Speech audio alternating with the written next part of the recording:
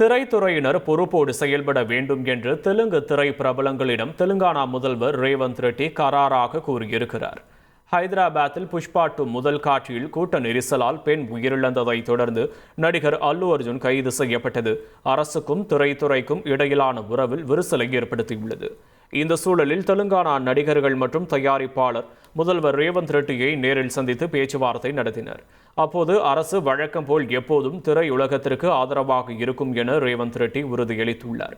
அதே வேளையில் திரைத்துறையினர் சமூக அக்கறை, பொறுப்பு ஆகியவற்றுடன் செயல்பட வேண்டும் என்றும், திரையுலக பிரபலங்கள் வெளியே வரும்போது ரசிகர்களை கட்டுப்படுத்துவது அவர்களுடைய பொறுப்பு, பிரபலங்களுக்கு பாதுகாப்பு அளிக்கிறோம் என்ற பெயரில் பவுன்சர்கள் செய்யும் வேலைகள் தீவிரமாக கவனிக்கப்படும் என்றும் ரேவந்த் ரெட்டி கராராக கூறியிருக்கிறார்.